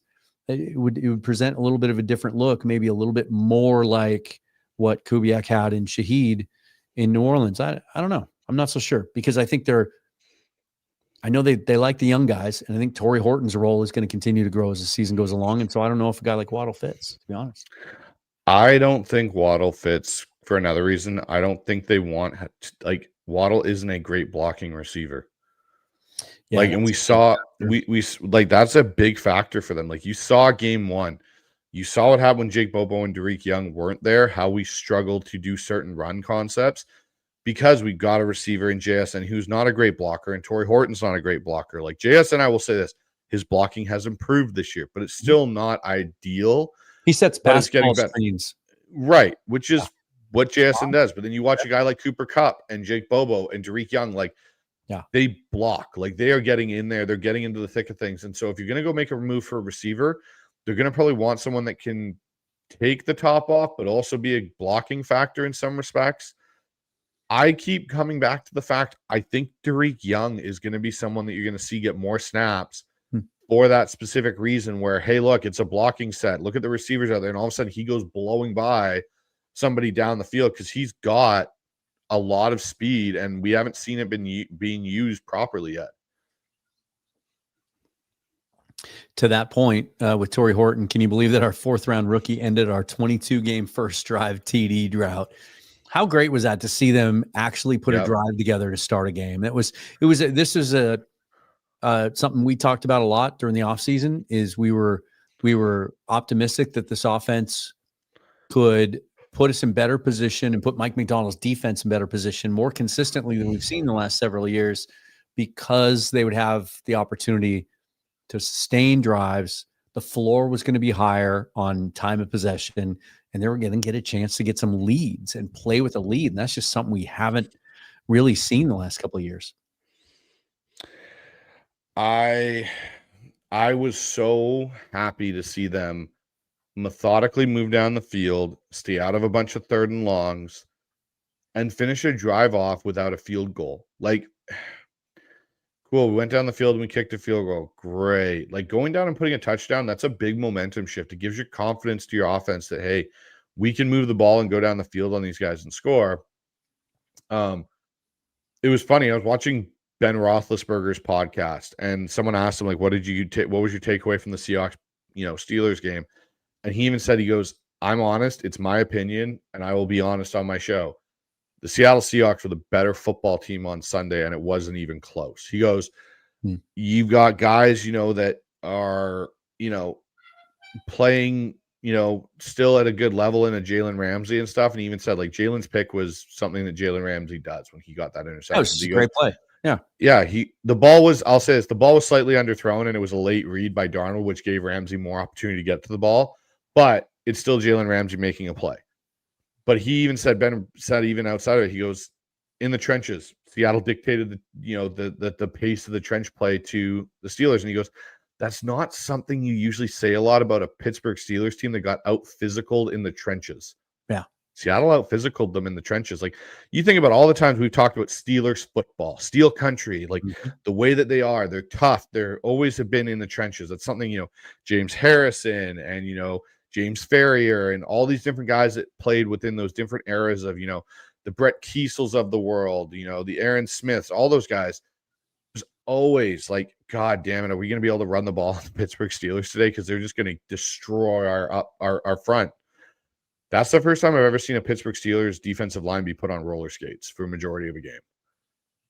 The other thing I loved about that opening drive is the variety of it. I still don't know what happened week one and why they got away from it after the first touchdown drive, but just kind of going back over it again, like starts out with a 1-yard run, then a 3-yard pass, then a 15-yard pass, then a 13-yard run. Then they get stuffed twice in a row at the line of scrimmage. And so it's 3rd and 10, and they pick it up through the air, 12-yard pass. And then it's, 1st and 10 at the 21. The Steelers are probably expecting us to run the football because that's what we're basing our offense out of. And they throw the touchdown to Torrey Horton. Like, we saw a little bit of everything kind of within that. And that's the thing that's been really encouraging. I know that there were some out there who felt like, because we've been through this before during some of the Brian Schottenheimer era, where we're not running the football enough, so that would become an emphasis. And then they would overcorrect. Yeah. And we would see some of those games where I remember doing, shows after games and going back through the drive chart, and it's like run, run, pass, run, run, pass, run, run, pass. The Dallas playoff game in what was that, 2018? God. Like, we remember that to a fault.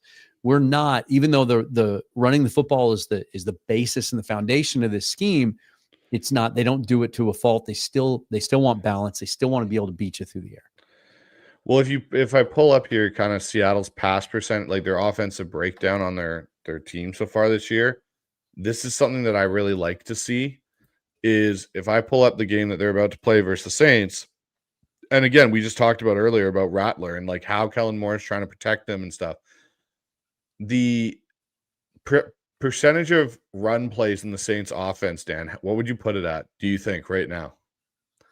You got a young Rattler. Yeah, I didn't. All that stuff. Didn't dive into the stats, just watch the replay. I'd say they ran it and Rattler threw it like 35 times, right? So they probably ran it 40% of the time. So currently the way that their pass breakdown of their offense is it's 66% pass, 33% run. Okay. Which puts them offensively in the 19th, offensive rank of 19. But then you flip to the Seahawks, where 45% run, 54% pass. There's your balancing. Sounds about right, yeah. And so then when you go down to your big time throw rate, Rattler's got a higher number. He's 4.12, Sam's 3.1. Turnover worthy, this is where it gets the massive difference. Spencer Rattler is at a 3.09 percentage of a turnover, worthy throw or play. Sam Darnold's at 1.5. Yeah. Like, he has not had a lot of turnover worthy plays so far. Yeah. The balls that have been turnover worthy were picked. Mm-hmm. Basically. But he's been really accurate on the rest of it. Yeah. How did you feel about, like, I don't want to do this long running season long thing. I know I posted the stat head comparison the other day, and it's going to be a narrative and people are going to be interested in it. But, Gino on Monday night played one of the worst games I think we've ever seen him play, at least since he came to Seattle. And now we're seeing, when you see the cut-ups throughout the week that kind of tell the story of what people feel like in any team's given performance, like the offensive line looks terrible. They can't run the football. They're getting stuffed at the line of scrimmage. Gino's getting moved off his spot. It looks really, really familiar, whereas I think we all thought Gino wanted to go there because he thought it was going to be better.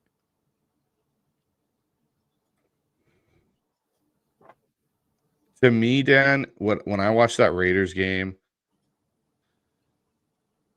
I'm trying to think.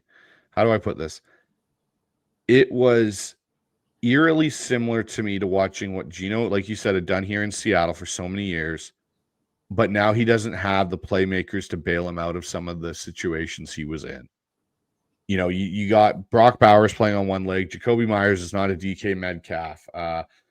Besh is not a JSN. Thornton is not a Tyler Lockett type. Like you don't have the guys to bail you out.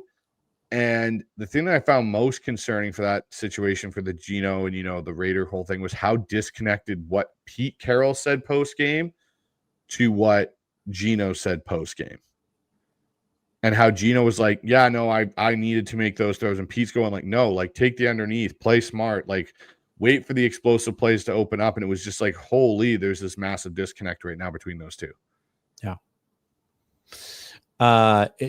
New Gash with the comment here. This is true. And I think this is actually, I take this as a positive sign that we're seeing improvements in the running game. We're seeing explosive plays out of the running game. Yeah.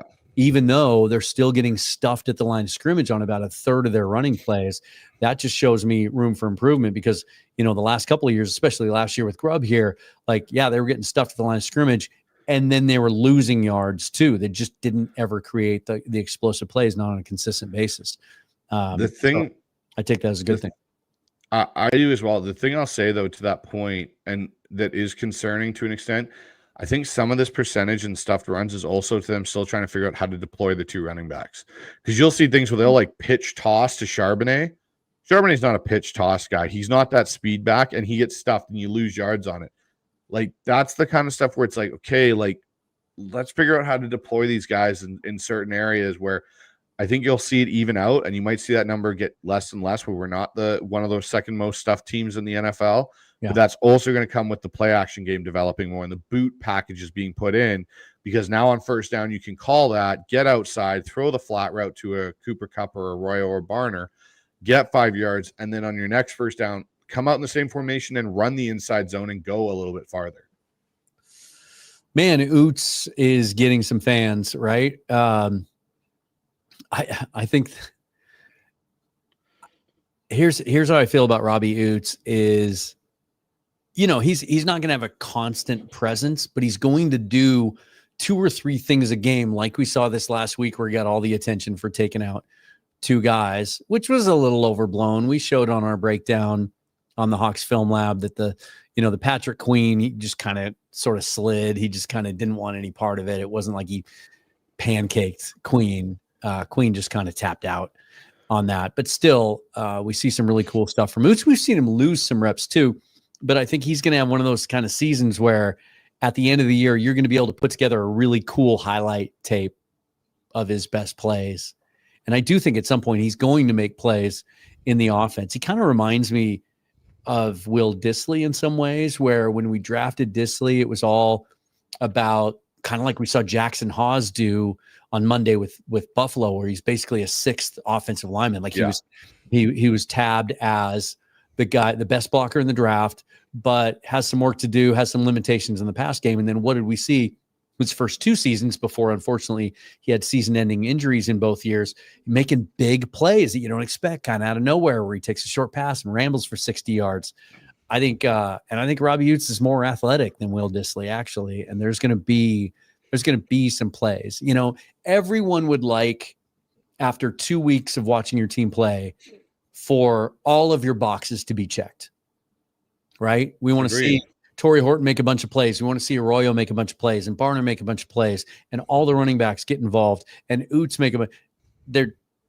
Well, they didn't have the ball enough week 1, first of all, to get to a lot of that stuff. They did week 2. I think over time, I think it's going to be one of those offenses where one week, JSN's always going to be a constant, I think, but one week, Cooper Kupp will step up. The next week, Torrey Horton will have 6 catches. The next week, Arroyo will have 7 or 8 catches, right? I think someone different will kind of step up each week. And honestly, I think those are the types of offenses that if you can do that, like, I think that's a little more sustainable. Halftime of the Apple Cup, it's 24-10 Huskies. It's actually better than I thought for the Cougs. I actually tweeted today, and I truly believe this. I love my Cougs, always will, right? But they're probably not going to be able to compete in this game for quite some years, I think, just because of how college football is structured and the financial inequity, and that's a bummer. I miss the old Pac-12. It sucks, but this was going to be a tough matchup no matter what, with the Cougs having 70 new players and the Huskies having a really good quarterback and returning some guys. So, yeah, no, and as a Huskies fan and lifer, it for me the thing that I think, I miss about the Apple Cup too is when it's being played, it doesn't have the same appeal. I love it at the end of the year, the last game. Like, I loved rivalry weekend being the end of the year. It made it kind of fun because sometimes you get, like it's great when you had those games where you had a top 10 team in one aspect and the other team was fighting to get into a bowl game, and the top 10 team kind of, doesn't take the rivalry as looks like maybe at the initial. Bryce is freezing a little bit. Must be that Canadian Wi-Fi that. It's something up here. But what I was going to say is the NIL has ruined college football in so many aspects of it because they don't know how to properly. They didn't introduce it properly. It's like a lot of things that we deal with in the world when they introduce they just things. Open the floodgates. And here we go. And like I've said for a while now, I think what it should be with the NIL and even not the NIL, but even the transfer portal that they've put in place now is you have programs that become essentially feeder programs for other Big Ten programs, or not Big Ten, but Big Five, Power 5 programs. And for a while, like, your point, 70 new players, that's a massive amount of new players for any college program to take in. Like, and how many of them are going to carry over? Like, that's, I don't know. It's interesting. Part of that was the coaching change. I mean, Jed Fish dealt with that last year as well. Yeah. I think over time, I like Jimmy Rogers. I like what he did at South Dakota State. I think over time, he may have a shot to kind of build a program there and get some consistency in the types of players you go to recruit and find the right kind of guys that enjoy the Pullman experience. But you're never going to, they released a list, I think it was Forbes magazine last week, of the operating budgets of Division I football programs. Did you see where the Huskies ranked? No, I didn't actually. Third.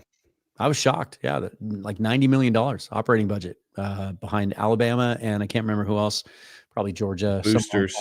We'll never have those in Pullman. We just don't have that kind of pull. But still love my Cougs and love my Mariners. Astros had a little bit of a rally in the 6th inning. They had 1st and 3rd with 2 outs, and George Kirby got a weak ground ball to Jorge Polanco. He's getting high fives in the dugout, so it looks like he might be done. He goes 6 innings, 5 hits allowed, no runs, no walks, 7 strikeouts. Outstanding start for George Kirby, who's kind of had an up and down season, but was at his best when it mattered most. Now they hand it over to the bullpen in the 7th inning, see if they can close this out and take a 2-game lead. Fangraphs came out with their World Series odds yesterday. And did you see who had the highest odds of winning the World Series? No, I did not. Can we just not talk about it? Oh gosh. I don't want to jinx them. Koa Chabani says, is JSN going to play? We both think so. Like, obviously, if he's super sick and he just can't get out of bed, or he's puking his guts out all night, whatever he has, I would expect him to play. Yeah. Just because they have, like we talked about earlier, they have all the resources. He's getting IVs. I don't know, he's under some infrared light. He's Yeah. getting a blood transfusion. I don't know what it'll take. Getting his stomach pumped. I think JSN will be out there somehow, some way. Should we wrap this up? We're closing in on 2 hours. I think we had a fun hang here with the fans. Let's do this though, because I want to let you guys know about this. Let's get this shit out of the way here. Hold on. Get rid of all this stuff. My goodness.